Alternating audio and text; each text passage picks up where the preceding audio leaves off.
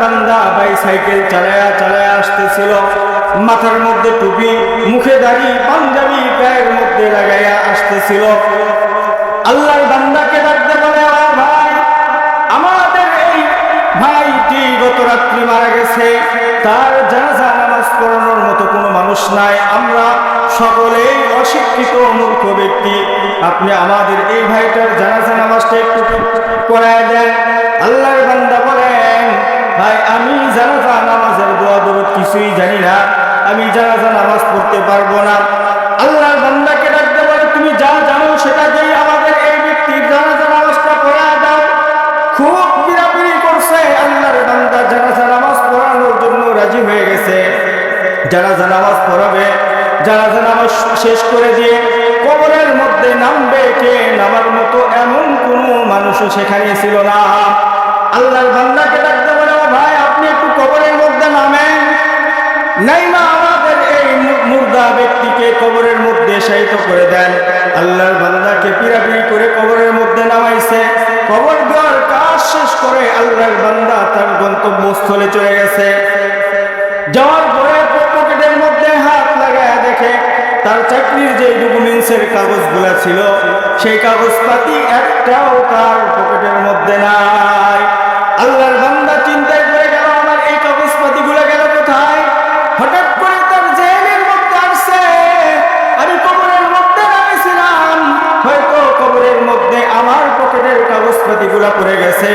আল্লাহর বান্দা আস্তে আস্তে করে কবরস্থানের পাশে চলে আসছে। আসার পরে দেখতেছে, হায় হায়, লোকজন সবাই তো যার যার মতো গ্রামের মধ্যে চলে গেছে, আমার এই চাকরির ডকুমেন্টসের কাগজগুলো আমি উদ্ধার করব কিভাবে? গ্রামের লোকজনের কাছে গেছে, বলতেছে, ভাই আমার চাকরির কাগজগুলো কবরের মধ্যে হয়তো পড়ে গেছে, তোমরা যদি আমাকে একটু সহযোগিতা করো তাহলে আমি কবরের মধ্যে থেকে আমার কাগজপাতিগুলো ব্যবহার করতে পারবো, অবস্থা বাইর করতে পারবো। আল্লাহর বান্দাকে লোকজন ডাকতে বলতেছে, হুজুর আমরা তো সকলেই মূর্খ মানুষ, কবর দেওয়ার পরে আবার কি কবর খনন করা যাবে কিনা এর মাসলাও আমরা জানি না, আপনি যদি জানেন তাহলে বলেন। আল্লাহর বান্দা বলতেছে, হ্যাঁ কবর খনন করা যাবে, আমার কাগজপাতিগুলো উদ্ধার করতেই হবে। আল্লাহর বান্দা লোকজনদেরকে সাথে করে নিয়ে কবরের পাড়ে চলে গেছে।